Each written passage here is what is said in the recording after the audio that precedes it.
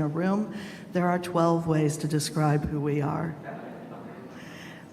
But in this month, we are emphasizing 5 of our core Unitarian Universalist values, and they're echoed in our 5 expectations of membership: compassion and kindness, love for self, for others, for community, generosity with our time and our talents and our resources, the courage to stand up for what is right and fair, and being open to transformation, recognizing that we are always growing and learning.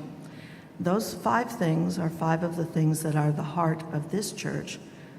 They are values that you can come back to over and over again if you are helping children or adults discern what is right and true.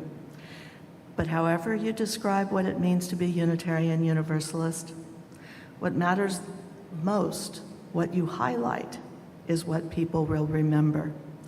And what they remember, perhaps the most of all, is the part of what you say that comes from your heart. And even more than that, they will remember the way that you act, the way that your values lead you to be in this world. Because how you act, even more than what you say, is what it means to be Unitarian Universalist.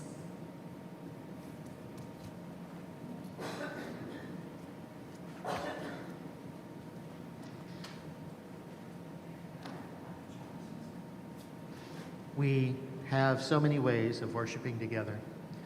I invite us now to a time of symbolic sharing of that which we would set down, be it a blessing in our life or a struggle or a worry. What you bring with you into this time of worship, we invite you to set it down, if you're here in the sanctuary, by placing the stone in the basin of our chalice. If you're joining us from home, to do so symbolically in the chat box or the comments section. Some type an asterisk to symbolize their stone. Others will type the name of who it's for. So if you have something to share, start typing or come forward along the walls to take the stone and place it in our chalice. Please come forward.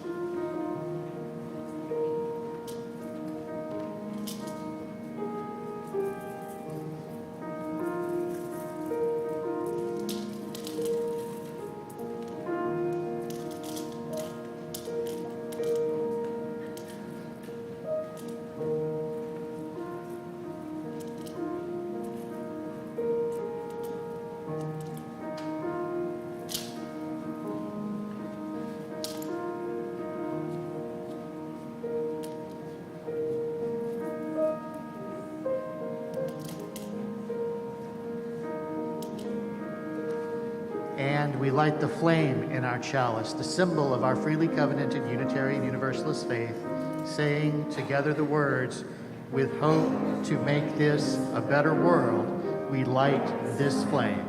Its light is a symbol of the power of love." Let's sing.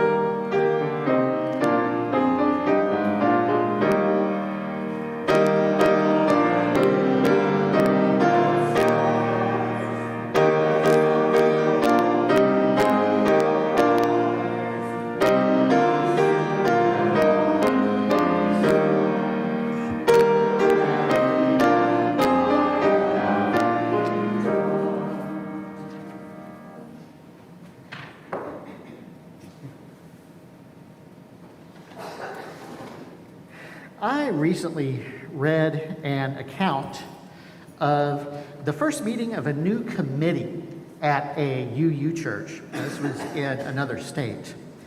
And though there were newer church members on the committee also, everyone who spoke, except the facilitator, had been active in that church for more than 20 years, which I think is helpful context for their comments. The one committee member wrote about it this way. We then went around the room and introduced ourselves. And just for fun, Trish, the facilitator, added, "Tell us something that makes you happy." I gave my usual pitch, how in college, I'd seen the UU Church's newsletters stacked on our kitchen table, but had not gone to church until after my mom died. "It's funny that you mention the newsletters, Dana," said Belinda. "Our stack was 2 feet high at one point." "Ours too," said Sam. "At least 2 feet." "I miss those newsletters," said Charlotte. "They were iconic. The online version just isn't the same." "Yeah, and that nobody reads it," said Belinda. "I hated the color of the paper they used," said Jenny. "Dog puke yellow." "People," Trish called sharply, "unless you have all night, maybe limit the crosstalk."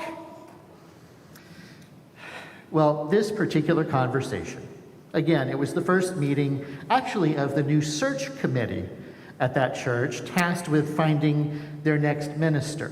And if you're wondering why I shared it, I understand that. On the surface, this conversation sounds totally unremarkable.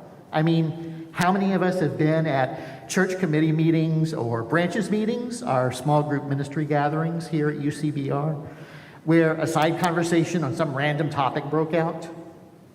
Anyone? Yeah, it happens a lot. What is remarkable is that this conversation is fictional.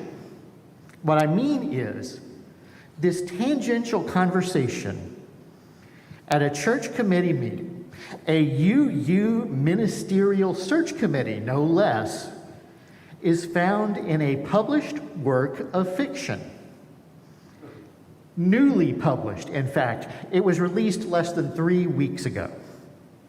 It's entitled Search, a novel, by an award-winning novelist named Michelle Hunovan, who also writes for the LA Times as a restaurant critic.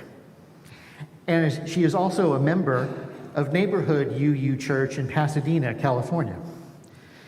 And several years ago, she served on the search committee for their associate minister. The novel purports to be a memoir by a woman named Dana, a newspaper food critic and member of the Arroyo UU Community Church in Southern California, who served on the search committee for their new minister. Now, that church does not really exist, but doesn't Dana sound a lot like the author? Well, this novel has gotten a lot of attention in the last month.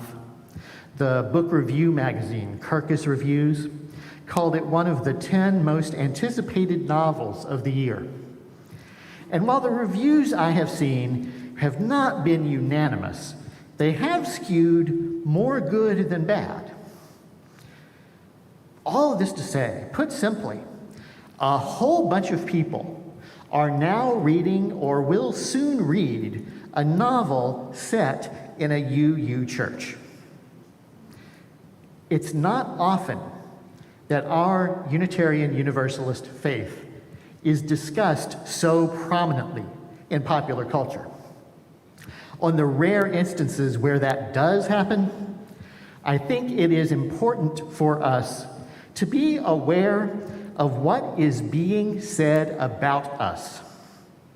Whether or not you read this novel, and I will say more later about whether or when I'd recommend you read it, I do believe it's good for us to offer an informed response when or if someone you know says, hey, I'm reading this book about your church. Plus, these pop culture references to our faith offer us a chance to reflect more generally on how we share and talk about UUism with others, much as Kathy was just discussing in our lesson. Now, I'll say more shortly, first about the book, and then about how we discuss Unitarian Universalism. But first, I do want to invite Kathy back forward. And if you'll take that mic, I'll take this one. We're going to share a reading, which is an excerpt from the novel, and we're going to do it dialogue style. Kathy will be reading the portions attributed to the protagonist, and I'll be, speaking from the perspective of a couple of other characters in the book. From Search, a Novel by Michelle Hunovan. At dinner on a weeknight in mid-June, the ancient voice of Arnie Green quavered through my landline. I have some splendid news for you, he said. You have been selected for the search committee to find AUUCC's next senior minister. Of course, the congregation still has to vote on our roster, but I anticipate no problems. Oh, I said, wow, that's amazing. Thank you. Only after I hung up did it occur to me that I should have asked who else was on the committee. I was about to call Arnie back when the phone rang. What did Arnie do? Said Charlotte.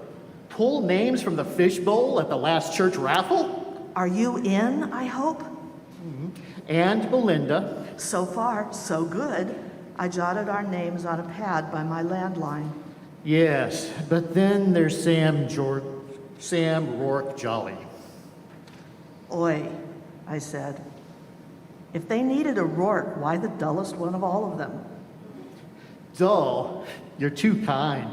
He's dumb as a mud fence. And we've got Jenny Kanamatsu Ross to deal with. I didn't know she was back in town. The last time I'd seen Jenny, she was a goth teen hawking lemon bars to send the youth group to church camp. So at least 11 years ago. She came back last summer with a husband and a baby in tow.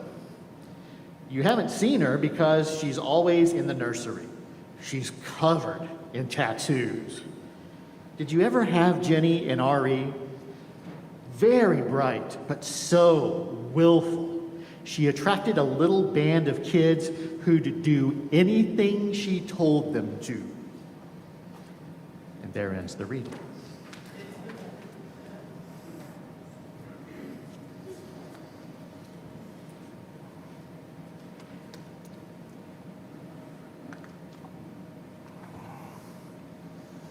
Here is some context, which most of you already know. I'm an interim minister who has spent the last 11 years walking alongside search committees at several UU churches as they've carried out their work. And my point being, given that experience, I have never read a work of fiction that so closely mirrored my own life experience. Y'all, it was surreal at times. There were a couple of points where it felt more like I was reading an email from an interim colleague or a regional staff member recounting some weird interaction they had witnessed at the last search committee meeting they had sat in on. And there were other points where I could have written it. So, at the risk of sounding like I'm bragging, which I certainly am not, I feel uniquely qualified to comment on this book. And I will say, in fairness to the book, that most of the details Hunovan describes are accurate as far as they go. It goes into great detail about the search process, as I've done with several search committees, including 2 committees here at this church. And there's only 1 or 2 inaccuracies, plus a few details that have changed in the last 5 or 6 years since Hunovan began writing the novel. But the majority of her descriptions of church operations are spot on, and she's not wrong in how she illustrates church politics. Skewed, but not wrong. The problem is how skewed she is. Actually, I'd say there are two problems. The first is that Hoonavin is almost consistently unkind in how she presents her characters. Pretty much no one comes across as a good person in this novel, with maybe two exceptions. One search committee member that the protagonist Dana is romantically attracted to, and the one minister who was Dana's top choice in the search. Everyone else not only has faults, but we basically only see their faults, not their virtues. It's odd to see such an acclaimed author developing their characters so simplistically. But the bigger problem is that her one-dimensional characters are not that fictional. A couple of the ministers she describes in the book are so thinly veiled that I personally could tell immediately exactly who she was really talking about. After reading the description of one minister who had applied to the AUUCC, I immediately texted a friend of mine who was clearly the basis for that character to express my sympathy for their inclusion. And it calls into question how fictional anything else in the book was. Those of you who have served on search committees here at UCBR or perhaps at another congregation, you know how important confidentiality is. This author violated that confidentiality in the most egregious way possible. She disguised the ministers just thinly enough that she'll probably be able to fight off any lawsuits, which I could easily imagine being filed, but not enough to fool me or many other UU ministers who I've seen discuss this book online. I can only guess what it must feel like for lay leaders at Neighborhood Church in Pasadena, or other ministers who applied for the position that year, to read this novel and find such ungracious caricatures of themselves. The worst characterizations were of two women, one search committee member, Jenny, who was mentioned in the reading, and one minister who applied. And I cannot help noting that both of these were young adult women of color. The search committee member, again, was Jenny Kanematsu Ross, who comes across as strident, as shrill, and manipulative. The minister fares no better. And even if there are measures of truth in her depictions, when compared to whoever they may be based on, both of the characters are reduced to simplistically awful people with no redeeming qualities.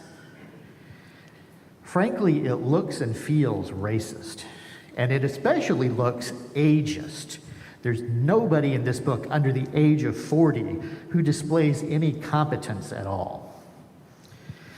And Hoonavin reduces them in ways which serve to justify the actions of Dana, the protagonist who was so clearly based on herself. How convenient was that?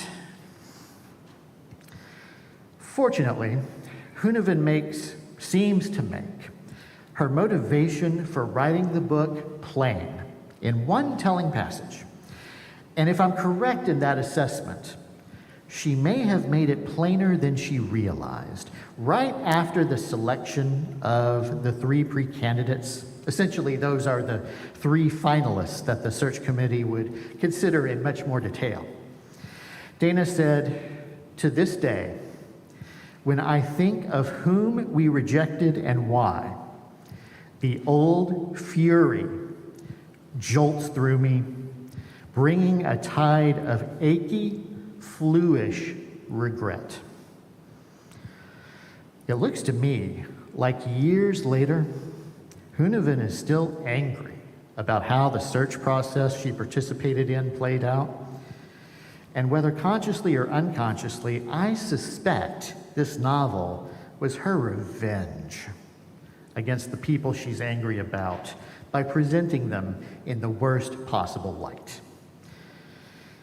And this, because I knew it might be hard to hear what I'm saying, I wanted to articulate this clearly, so I made signs. Feel free to blow this up on your screen later. Instead of calling it Search, a novel, she might as well have called it Search, a hit job. Okay. With that, I'll pause. With all this negativity, let me conclude this section of the sermon with a positive image from the novel. Because for all of its uncomfortable interpersonal dynamics, there were some beautiful images. One early meeting of the search committee concluded with Trish, the ministerial settlement rep who came in from another congregation to assist the search committee, the facilitator, invited the committee members to hold hands and gathered around a flaming chalice just before they extinguished it. They joined together in singing a song which expressed the hope that I might know your mind. Let's sing it now from our seats. Our next hymn is Come Sing a Song with Me.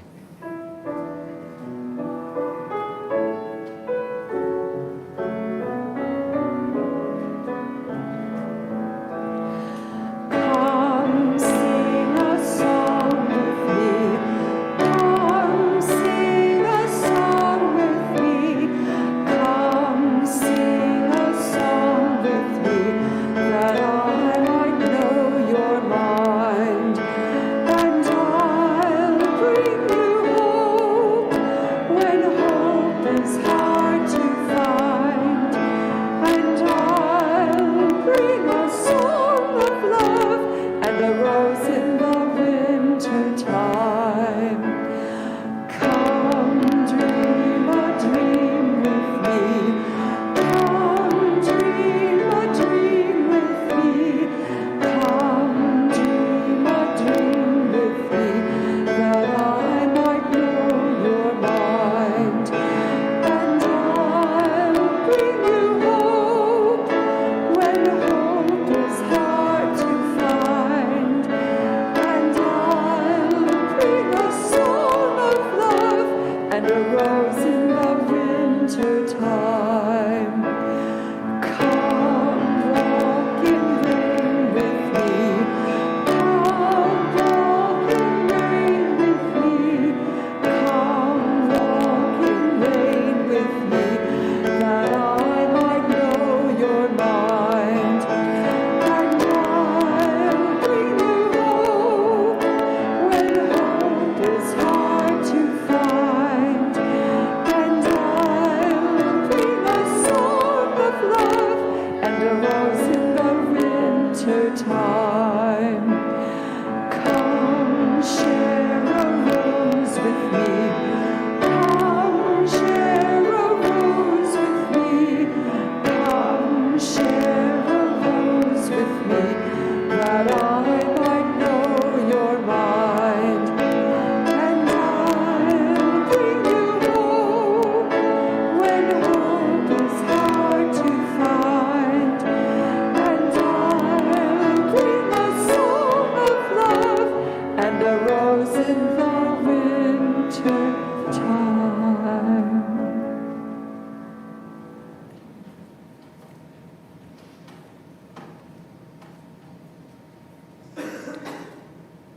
On this day when we lament a vicious attack that occurred yesterday in the city of Buffalo, I invite us to enter into this time of prayer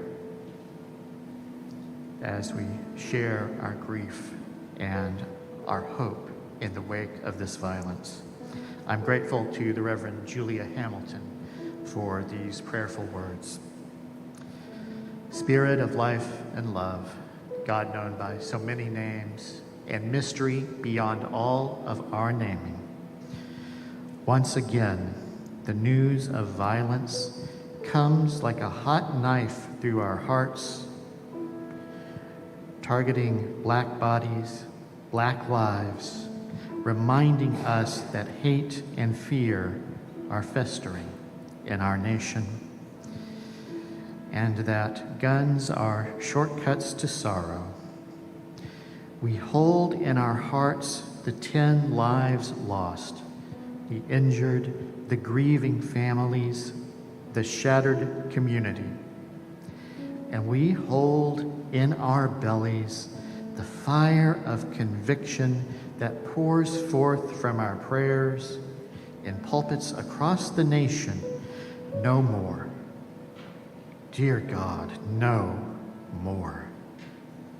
We pray, and we act, and we organize, and we console, and we protest, and we grieve, because it is what we must do until justice rolls down like water and washes away the salt on a mother's cheek, until justice comes like the healing rain that fills dry riverbeds, until justice floods the civic plain. So may it be. Amen.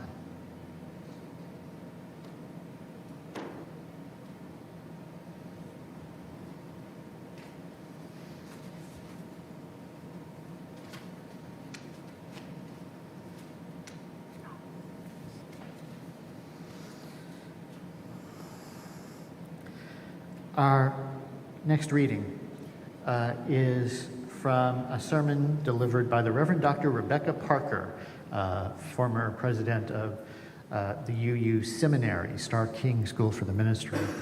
She delivered this in 2006. It's entitled, "Keep the Circle Whole." While we are open to many things, there remains a definite boundary of what we embrace and what we leave outside. You cannot really believe anything and be a UU. There are limits. Unitarian Universalism is not an empty cipher. It is not nothing. It is something, and there are some theological options that are outside the pale. For example, you can hold the view that there is no God or that God exists, but you cannot hold the view that God is the all-powerful determiner of everything that happens, such that there is no exercise of human freedom. UUism is clear that there is some measure of freedom accessible to every living being given in the nature of things. We hold that freedom is real and is an essential characteristic of life. And so, with those words, let us again join together in song, remaining seated, "We Shall Be Known."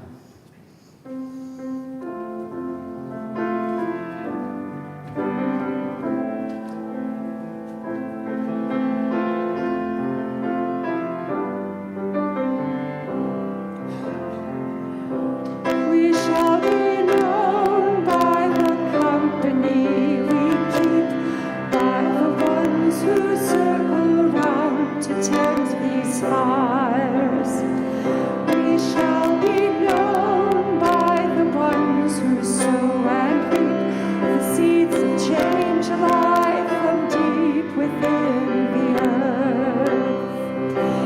It is time now. It is time now that we thrive. It is time we lead ourselves into the well. It is time now, and what a time to be alive. In this returning we shall learn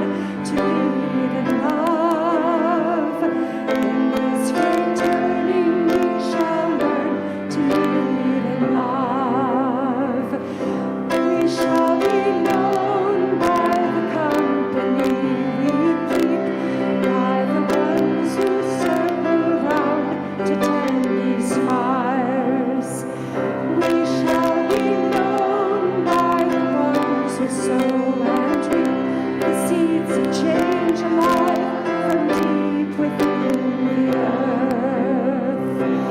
It is time now. It is time now that we thrive. It is time we lead ourselves into the web. It is time now, and what a time to be alive. In this great turning we shall learn to lead in love. In this great turning we shall learn to lead in love.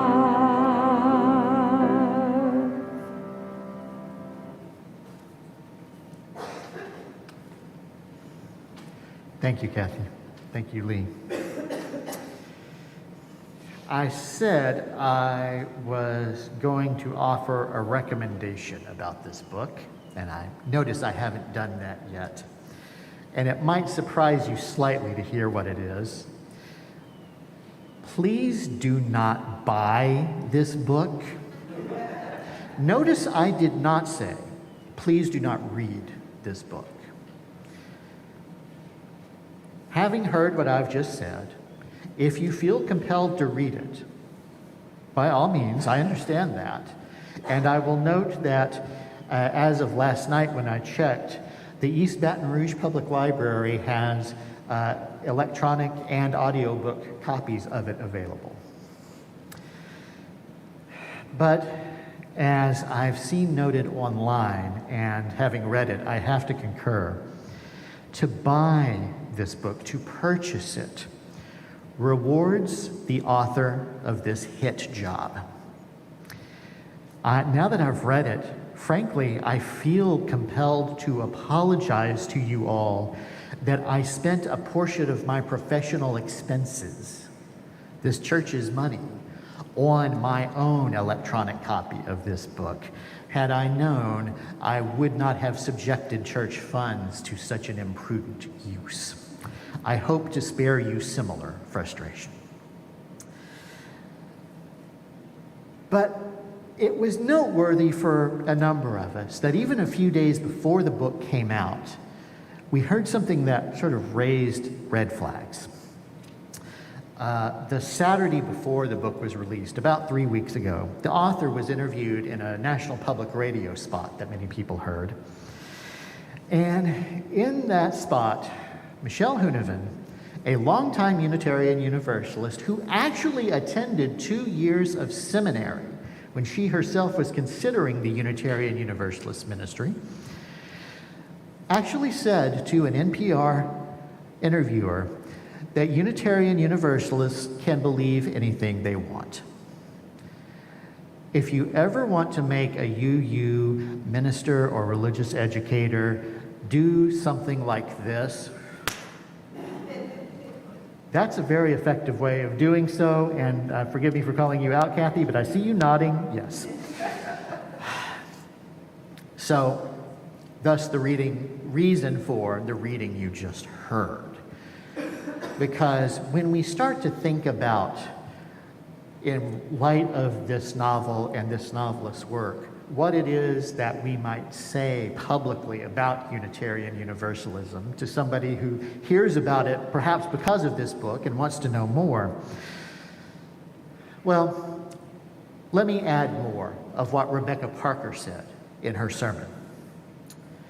She went further, adding, "You can define salvation, healing, and wholeness in many ways, but you cannot hold the view that there will be an ultimate separation of the saved from the damned, in which the good are rewarded with eternal bliss and the damned are punished with eternal suffering.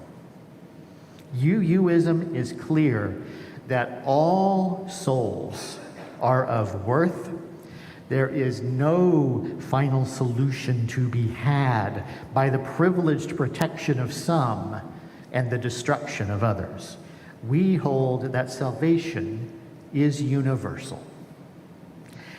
You can be devoted to a specific religious practice, Christian prayer, Buddhist meditation, or pagan ritual, to name a few. But you cannot hold the view that there is one religion that encompasses the exclusive, final truth for all times and places. Not even Unitarian Universalism. UUism is confident that revelation is not sealed.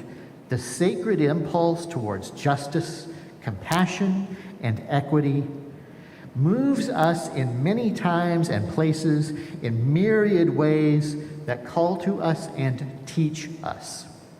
Finally, you can see this world as tragically flawed, wondrously gifted, or all of the above.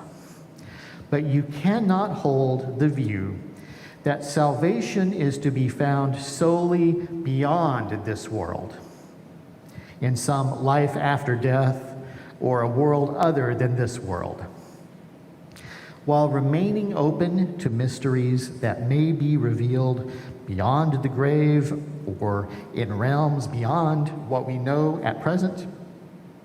UUism is clear that the ultimate is present here and now and can be grasped and experienced, even if only partially, within this limited frame of our mortal existence. This means we do not hold to a hope that is only attained in the sweet by and by. We hold that this world, this life, these bodies are the dwelling places of the sacred. And to what Rebecca Parker has said, I would add one other that seems glaringly obvious to me, and especially relevant after yesterday's attack in Buffalo. I can see no way to consistently and authentically, with integrity, hold to Unitarian Universalism and at the same time hold views that one race is superior to another, supreme to another. And yet we know that such attitudes are prevalent in insidious and sometimes hard to spot ways in our life, our world, and sometimes, yes, also in our churches. Not explicitly, perhaps, but whether or not explicitly, we are constantly challenged to challenge ourselves and one another to overcome those tendencies to white supremacy. So you can believe anything you want. That's what not to say publicly about UUism. What then shall we say? We'll conclude with that shortly. But first,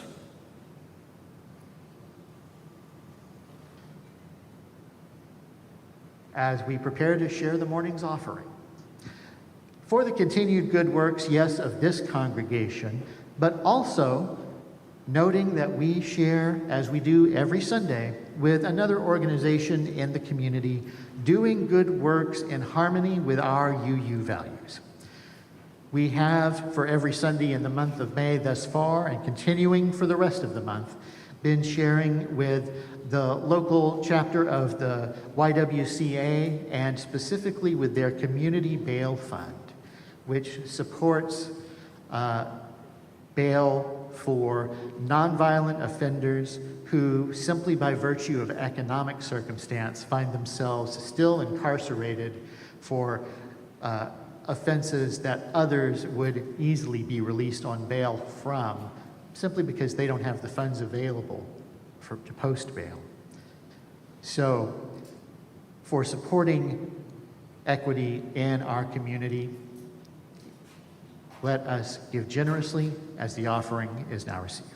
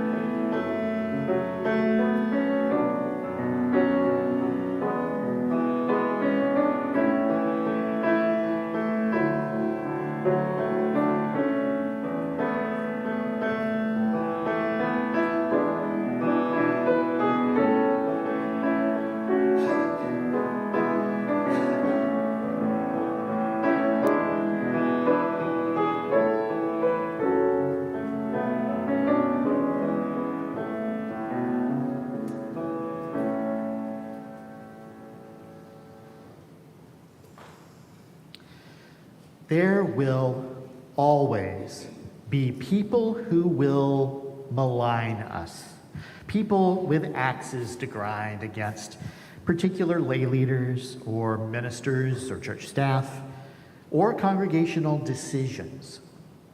Some of those people will prove all too happy to talk far and wide about how awful we are. These are the people who will present Unitarian Universalism writ large in a caricatured and negative light.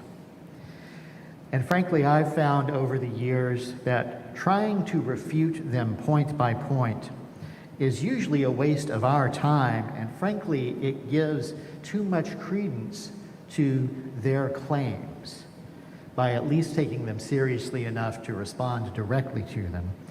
Instead, I'd argue it's better to offer a constructive vision of our faith, recognizing that we, like any and every human organization, are flawed and imperfect and don't always get it right, but affirming what we strive for and speaking to when we do get it right. There are many ways of doing so. Many would go immediately to the 7 principles, now the 8 principles of Unitarian Universalism, which personally I find more useful once you're already a little bit in the know. It's more useful, I suspect, for people within the congregation than it is as a way of presenting our faith to the first time, for the first time to someone else. Kathy articulated in her lesson earlier one very good way of explaining some of the core aspects of what our faith is about.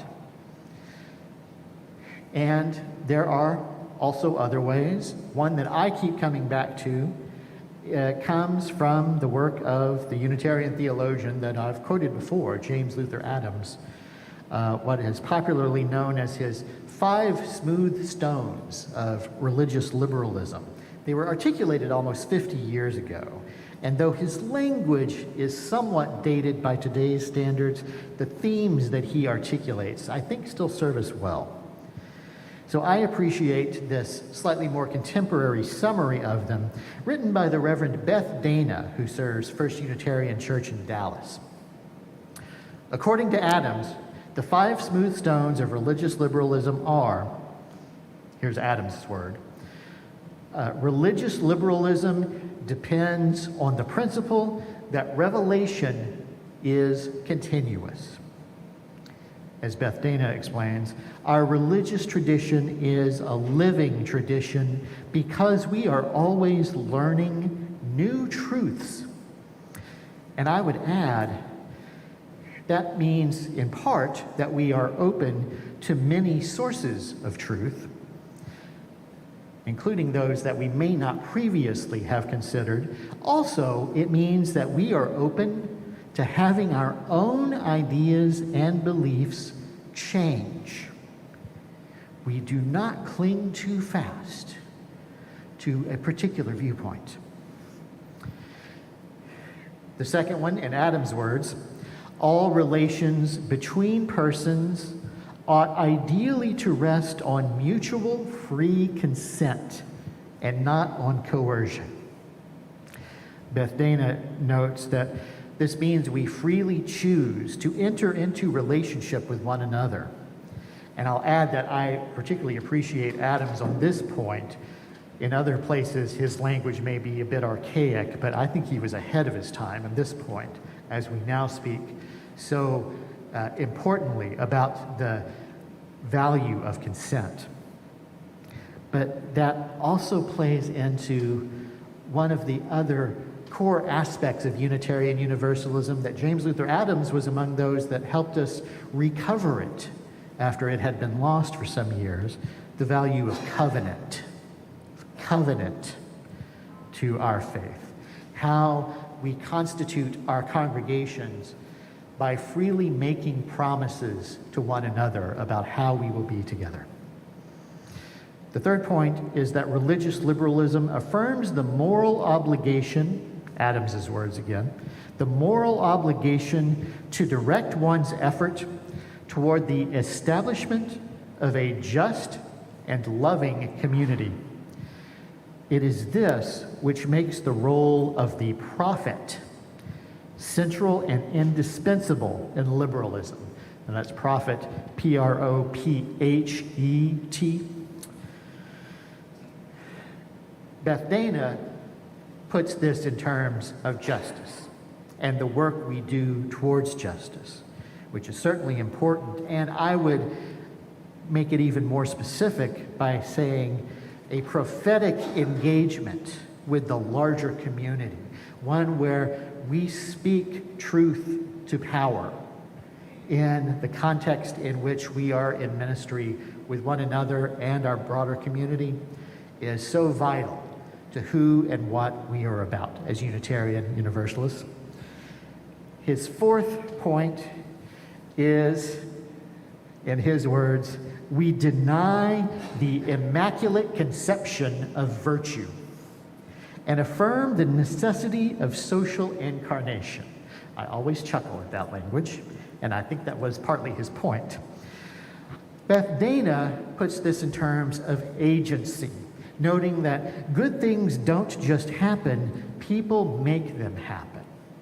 And that is certainly important for us Unitarian Universalists. I would add that we don't make things happen alone. And this is why James Luther Adams emphasizes the importance of institutions, of social structures and religious structures, though also stresses that they do not exist for their own sake. That's where institutionalism goes wrong. But rather, churches, congregations provide a structure for maintaining and promoting our virtues, our values, our principles, again amongst ourselves and beyond our walls. And finally, Adams notes that liberalism holds that the resources, divine and human, that are available for the achievement of meaningful change, those resources justify an attitude of ultimate optimism. Beth Dana reframes this in the terms of hope, which is such a core and important concept. And I'll add that while there have been times recently when I have struggled with optimism, and I certainly think it's important that we not deny when bad things are happening, it also means that we can recognize that while we cannot change everything ourselves, we can change some things. And when we come together, we can change more together than we can change alone. Those principles, those 5 smooth stones, remind us of what our faith is about and how it can and should be engaged in our world. And when we are faced with the opportunity to speak to that faith, to speak to these faithful commitments that we hold together as Unitarian Universalists, we can note that sometimes we get it wrong, and sometimes some people focus more on how we get it wrong, as I think happened in the novel. But also, we have a vision that drives us forward. And even with all of our wonderful openness, that doesn't mean our minds are so open that our brains fall out. It means that we know there are many ways to engage in what is bigger than us, but we always strive to do so in manners that affirm every person and bring more justice and equity to the people and the communities around us, as well as the people who are part of our churches. And that is a faith that I think is worth saying quite a bit about. I hope you find the same. So may it be for us all. Amen. Our final hymn, One More Step. I invite you to rise this time. Let's sing together.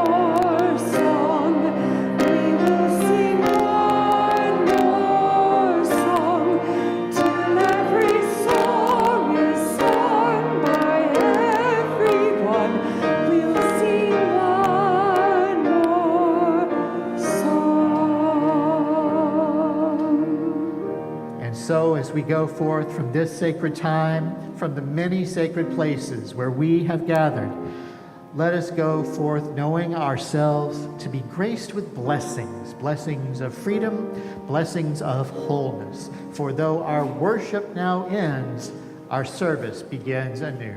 Let us go forth then and serve this hurting world in the spirit of love. Thank you for coming. Go in peace.